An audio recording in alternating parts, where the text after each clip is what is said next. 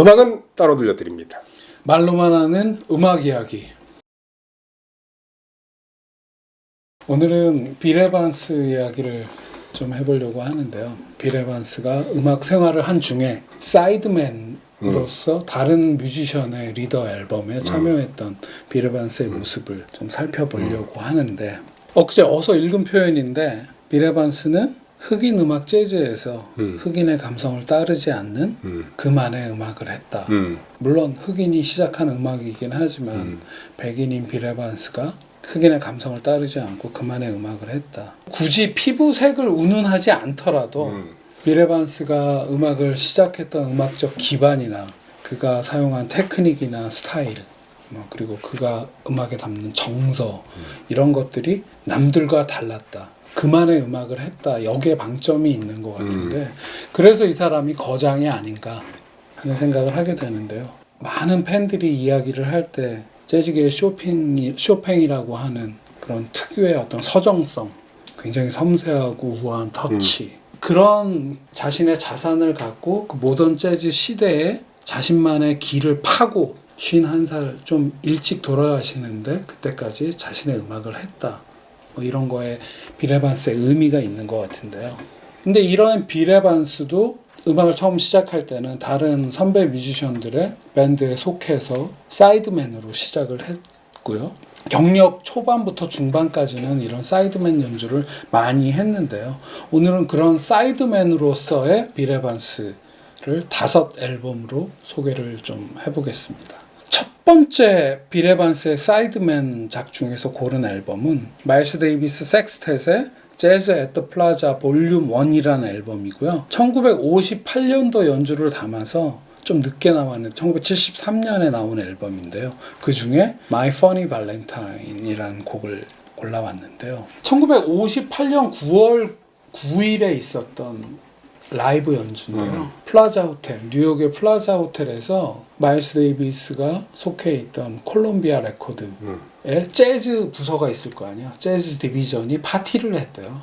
그래서 이제 자신의 레이블에 속한 뮤지션들이 몇 곡씩 연주를 하는데, 이날 마일스 데이비스 섹스텟은 4곡을 연주를 했는데 그 중에 3번째 그 노래가 My Funny Valentine인데, 마일스 데이비스와 빌 에반스, 그러니까 마일스 데이비스가 그의 자서전이나 여러 인터뷰에서 빌 에반스를 단순히 사이드맨으로서가 아니고 그로부터 음악을 많이 영향을 받고 자신의 밴드의 스타일도 바꿨다고 할 정도로 그 빌 에반스의 위상이 그 마일스 데이비스 어록에 남아 있는데요. 정작 이 마일스 데이비스와 빌 에반스가 함께 했던 시간은 58년도에 한 8개월 정도밖에 되지 않았대요.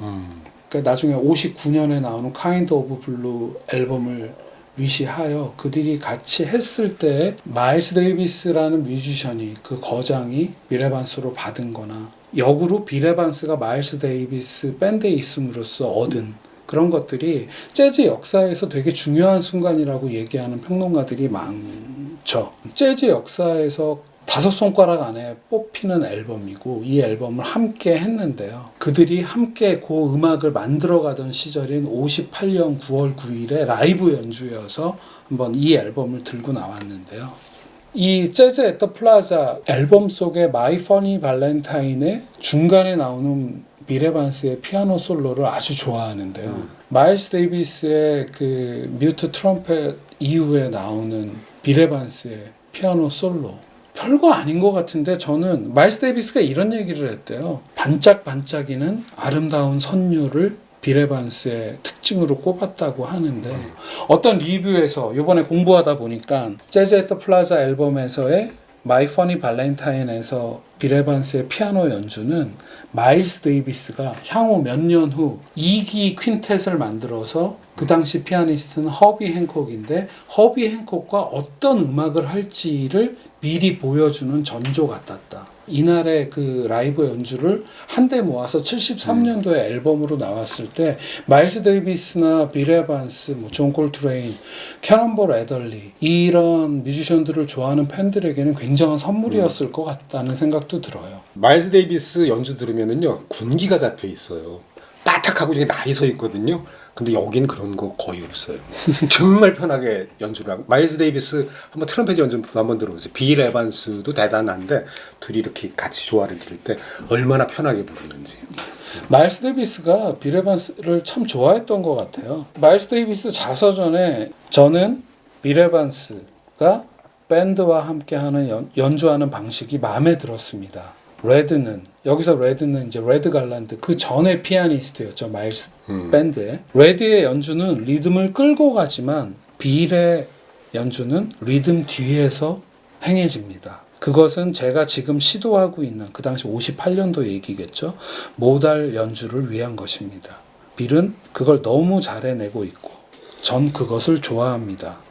그러니까 이런 말은 연주자들이라면 더 확실하게 받아들이겠지만 우리 같은 이제 비연주자 재즈 팬으로서는 빌 에반스가 마일스 데이비스에게 준 엄청난 좋은 인상과 영향 이런 거를 좀 느낄 수 있는 대목이 아닌가 하는 생각이 들고요. 마일스 데이비스의 밴드 시기별로 마이 퍼니 발렌타인을 연주한 거를 요번에 한번 모아서 들어봤는데 소개를 해드리면 첫 번째 55년부터 57년 사이에 있었던 첫 번째 그레이트 퀸텟의 레드 갈란드가 피아니스트를 담당하고 있는 이 시기의 앨범은 쿠킹. 전에 ING 시리즈로 마일스 데이비스의 56년도 연주를 한번 소개를 한 적이 있었는데 이 쿠킹 위드 마일스 데이비스 퀸텟이라는 앨범에서는 레드 갈란드가 아주 예쁘고 리듬을 끌고 간다는 레드 갈란드의 연주로 이 쿠킹이라는 앨범에서 마이 퍼니 발렌타인을 들으실 수가 있고요. 오늘 소개하는 58년도에는 빌 에반스가 피아노를 담당하고 있는 마이 퍼니 발렌타인이 있고 허비 행콕 그 당시 아주 젊었던 허비 행콕을 픽업해서 만들었던 2기 그레이트 퀸텟 64년 마일스 데이비스 인 콘서트라는 앨범이 있는데요. 부제로 마이 퍼니 발렌타인이라는 앨범 속에서의 허비 행콕의 연주 이렇게 연결해서 들어봤더니 한 곡을 갖고 마일스 데이비스 혹은 여러 피아니스트의 음악을 비교해서 듣는 그런 또 재미가 있더라고요. 오늘 두 번째로 소개할 빌 에반스의 사이드맨 작은 이 마일스 데이비스 섹스텟 조금 아까 소개한 플라자 호텔에서 라이브가 9월 9일에 있었다고 하는데 그 다음날 빌 에반스는 트럼펫터 아트 파머의 리더 앨범에 사이드맨으로 참여를 하게 되더라고요. 아트 파머의 모던 아트라는 앨범이고요. 1958년 9월에 연주된 앨범이고 목스 닉스라는 곡인데요. 우선 이 앨범에 대한 리뷰에서 적어온 문구를 한번 읽어보겠습니다. 이것은 빌 에반스의 다양성에 대한 진정한 증거이다. 이게 무슨 말인지는 이 앨범의 오프닝 곡, 제가 고른 목스 닉스라는 곡을 들으면 알게 돼요. 플레이 버튼을 딱 누르면요, 피아노 연주로 시작이 되는데 엄청나게 업템포의 그루비한 피아노 전주가 막 나가요. 그 이후에 아트 파머의 트럼펫이나 베니 골슨의 테너 색소폰 솔로가 나가고 피아노 솔로가 나가게 되는데 그러니까 어디서도 들어보지 못한 빌 에반스의 피아노가 나가는 거죠. 굉장히 리듬감 있고 그루비한 연주를 펼치는데 이게 빌 에반스 맞아 하는 정도의 모습을 보여주고 있어서 빌 에반스의 팬으로서도 꼭 들어보셔야 될, 그러니까 빌 에반스가 자신의 트리오나 이런 데서 보여준 어떤 리리시즘이라고 그러죠. 서정성 말고 전혀 다른 모습의 빌 에반스의 사이드맨으로서의 모습을 확인할 수 있고, 그러니까 들으면서 이런 생각을 하게 되는데 나도 이런 거 해. 어때? 한번 들어봐 하는 그런 모습이 아닌가 하는 생각이 들고, 트럼펫과 색소폰 연주도 훌륭하지만 에디슨 파머, 아트 파머의 쌍둥이 형제적 에디슨 파머의 베이스와 데이브 베일리의 드럼이 깔아주는 굉장히 리듬감 있고 스윙 넘치는 이 곡은 굉장히 짧은 곡인데도 아주 훌륭한 곡이라는 생각이 들어서 두 번째로 골라봤고요. 세 번째 빌 에반스의 사이드맨 연주에서 고른 앨범은 59년 앨범인데요. 알토 색소포니스트 리코니치의 앨범인데요. 라이브 앳 더 하프노트라는 앨범이고요. 1959년에 연주됐는데 1994년에야 CD로 발매가 된 앨범인데요. Baby All the Time이라는 곡인데요. 1959년 초에 이 리코니츠와 테너 색소포니스트 원 마쉬라는 이 두 색소포니스트가 그들의 스승인 레니 트리스타노와 뉴욕의 클럽 하프노트에서 장기 공연 중이었대요. 근데 이 연주가 있던 날은 레니 트리스타노가 강의를 했었나 보죠. 수업 때문에 연주를 빠지게 됐고 그 대신 부른 피아니스트가 빌 에반스였다는 거죠. 여타의 색소포니스트들과는 좀 결이 다른 연주를 하는 위코니츠와 원 마시가 있고 완전히 그 당시 피아니스트들에게 없었던 어떤 피아니즘을 보여주는 빌 에반스의 만남이다. 이게 굉장히 큰 의미가 있는 앨범 같은데 이 앨범에서 베이스를 맡은 건 지미 게리슨인데 60년대 초부터 존 콜트레인의 클래식 쿼텟에서 베이스를 담당하는 지미 게리슨이 베이스를 맡고 있고 드럼에는 폴 모티안이 드럼을 맡고 있는데 이분은 당장 그해 59년에 포트레이트 재즈 앨범 그러니까 빌 에반스 트리오의 시작 가장 추앙받는 빌 에반스 트리오에 참여하게 되는 폴 모티안과 연주를 하고 있어서 의미가 있는 숨겨졌던 음원이 94년도에 나왔고 그걸 우리가 들을 수 있어서 참 다행이다 하는 생각을 하게 되는데요. 제가 이 앨범에서 Baby Baby All the Time이라는 곡은 저 개인적으로 좋아하는 곡이었었는데 46년도에 네킹콜이 그 당시 킹콜 트리오 시절에 부른 Baby Baby All the Time을 굉장히 좋아하는데 그 노래 내용을 요번에 좀 살펴보니까 예전에 자신이 찾던 여자예요. 근데 자신을 항상 베이비라고 불렀던 어떤 여자 그러니까 그 여자가 돌아와줬으면 좋겠어 하는 어떤 의미의 사랑 노래이고 발라드인데 이거를 이 당시 이 밴드 리코니츠를 위시한 이 밴드가 보여주는 굉장히 드라이하고 그러면서도 이런 발라드에서는 어떤 정서가 살아있는 그런 연주여서 한번 꼭 들어보셨으면 좋겠고요. 오늘 네 번째 고른 빌 에반스의 사이드맨작은 캐논볼 애들리 앨범인데요. 캐논볼 애들리가 빌 에반스와 함께한 Know What I Mean 이라는 앨범이고요. 1961년 앨범인데 그 중에 고른 곡은 Waltz for Davy, 빌 에반스의 곡이죠.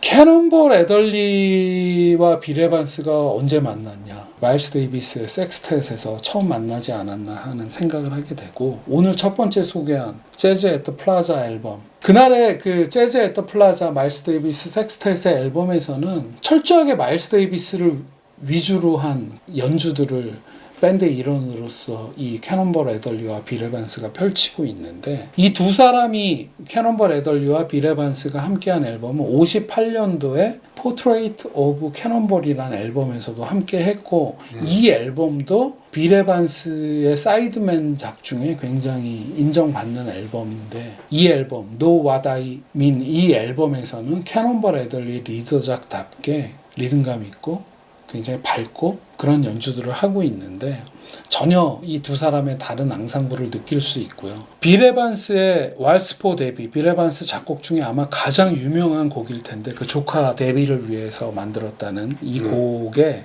굉장히 밝고 어떻게 생각하면 신나고 말랑말랑하고 귀에 쏙 들어오는 버전이 있어서 이 앨범을 골랐는데요. 본인의 앨범에서 연주하는 왈츠 포 데뷔보다 캐논볼 애들리의 알토 색소폰과 함께 하니까 뭔가 조금 더 힘을 빼고 가벼운 마음으로 연주한 게 아닌가 하는 생각이 들어서 이 캐논볼 애들리의 61년 앨범에서는 리듬을 담당하고 있는 베이스와 드럼이 다 모던 재즈 쿼텟의 멤버였던 베이스의 펄시 히스와 드럼의 코니 케이가 함께 하고 있는데 이 빌 에반스의 앨범 왈스 포 데뷔 61년도 같은 해에 있었던 라이브에서 베이스와 드럼은 빌 에반스 트리오의 스콧 라파로와 폴 모티안이잖아요. 비교를 해서 들어보니까 뭐가 낫다가 아니라 당연히 빌 에반스의 가장 역사적인 그 트리오 연주가 훌륭하지만 펄시 히스와 코니 케이가 굉장히 어떻게 말하면 그 당시 정석적인 반주를 해주는 데서의 빌 에반스 피아노. 그러니까 빌 에반스 팬으로서 그런 걸 비교해보는 또 재미가 있지 않을까 해서 소개를 드리고요. 다섯 번째 빌 에반스의 사이드맨 작으로 고른 앨범은 테너 색소포니스트 올리버 넬슨의 The Blues and the Abstract Truth라는 앨범인데요. 61년도 앨범이고 그 중에 고른 곡은 앨범의 타이틀곡이다시피 한 Stolen Moments라는 곡인데요. 테너 색소폰 연주자이면서 편곡자로도 유명했던 올리버 넬슨의 최고 명반으로 평가받는 앨범인데요. 이 앨범의 첫 곡이 Stolen Moments인데 이게 뭐 너무너무 유명한 곡이죠. 네. 그 퓨전 재즈 쪽에서도 네. 많이 이후로도 많이 리메이크 되고 60년대 나온 스탠다드라고 말할 수 있는 곡인데 그 60년대 초에 그 당시 이제 뉴욕을 중심으로 대세였던 하드밥이라는 서브 장르에서 조금 더 60년대 초로 넘어오면서 발전하게 된 포스트밥이라는 장르의 시초격인 가장 유명한 연주고 가장 세련된 연주라는 생각이 드는데요. 멤버가 아주 화려하죠. 첫 번째 솔로는 프레디 허버드가 패기 넘치는 아주 트럼펫을 연주를 하고 있고요. 두 번째, 이게 굉장히 빌 에반스의 솔로만큼 중요한데 에릭 돌피가 듣는 순간 확 사로잡는 플룻 연주를 하게 되는데 그 솔로 굉장히 훌륭하고요. 세 번째로 솔로를 하는 사람이 리더인 올리버 넬슨의 테너 색소폰인데 어떤 앨범에서도 듣지 못한 아주 안정적이고 훌륭한 연주를 하고 있고 그리고 오늘의 주인공인 빌 에반스의 피아노 솔로가 나오는데 제가 감히 생각하기에 오늘 소개하는 걸 통틀어서 제가 들어본 빌 에반스의 사이드맨 연주 중에는 가장 훌륭한 연주가 아닌가. 그 이유를 한번 스스로 생각해 봤는데 음악이라는 게 아무리 훌륭한 솔로이스트더라도 같이 하는 이 멤버들과의 어우러짐이 가장 중요한데 이 앞에 솔로들에서 오는 그런 퀄리티가 있기 때문에 더 확 살아나는 게 아닌가. 아마 사이드맨으로서 어쩌면 최고의 경험 아니었을까 하는 생각도 혼자 한번 해보게 됐었고요. 마지막으로 빌 에반스의 평전이 있어요. 재즈의 초상이라고 그 저자가 피터 패팅거라는 사람이고 우리나라 재즈 평론가인 황덕호 씨가 번역을 하셔갖고 나온 책이 있는데 마일스 데이비스 밴드에서의 사이드맨으로서의 빌 에반스를 이 저자 피터 패팅거가 빌 에반스는 풍부한 감정을 지녔고 그것이 그 시절 마일스 데이비스를 위한 기폭제가 되었다. 마일스 데이비스가 세심하게 그의 현저해진 서정성 속에서 뮤트 트럼펫 사운드로 에반스에게 제시하거나 응답하면 아름다운 자태의 빌 에반스는 조용한 음색과 정결한 터치 그리고 훌륭한 보이싱으로 데이비스의 연주를 북돋았다. 빌 에반스가 자신이 리더로서 트리오 연주에서 보여준 빌 에반스도 중요하지만 사이드맨으로서의 연주에서 스스로 빛나는 그런 연주를 했다 이런 이야기 같은데요. 빌 에반스 트리오 연주는 많이 듣고 계실 테니까 빌 에반스의 사이드 앨범도 이번 기회에 한번 몇 곡. 이 외에도 59년도에 챗 베이커의 챗이라는 앨범에서도 훌륭한 연주를 보여주고 있고 여타 여러 사이드맨 작들이 있는데 빌 에반스의 좀 다른 모습들 한번 확인해 보셨으면 하면 오늘의 빌 에반스 이야기는 여기서 마치겠습니다. 감사합니다.